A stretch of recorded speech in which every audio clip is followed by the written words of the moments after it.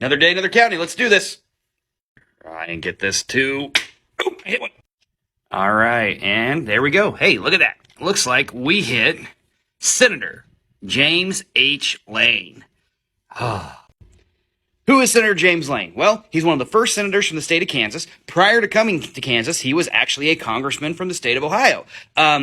While being anti-slavery himself and calling slave owners wolves, snakes, and devils, he actually votes in favor of the Kansas-Nebraska Act that would allow Kansas-Nebraska to choose whether or not it would allow slavery, which kind of kicks off the whole Bleeding Kansas debacle that we're going to deal with. And not only does he help, get that passed, he then resigns his seat in Congress and moves to Kansas, along with, I think it was 300 other settlers that was referred to Lane's Army of the North.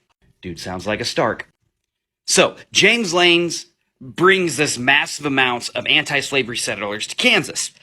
He gets elected senator, and he is known for just jumping up onto a stump, a rock, or whatever to give fiery speeches denouncing slavery.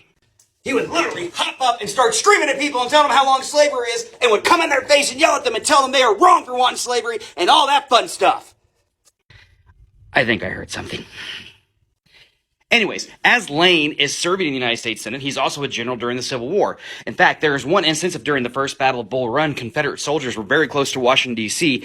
He takes, I think, 30 to 60 men from Kansas with him, and they go and surround the White House in the East Wing, or in the East Room, I think, to protect President Lincoln and what is called his Frontier Guard.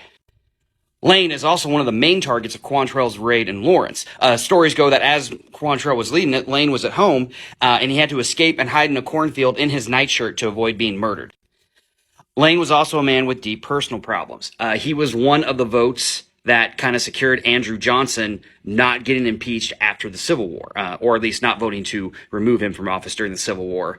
And he dealt with some mental health crises later on in his life. He was accused of corruption and other things, and unfortunately, he ended his own life about 2 years after the Civil War ends. However, James Lane was a firebrand. He was probably the most prominent anti-slavery politician Kansas had going for it. He was willing to lead men into battle and burn down towns to do it, and that's who Lane County is named after. So, Lane County down.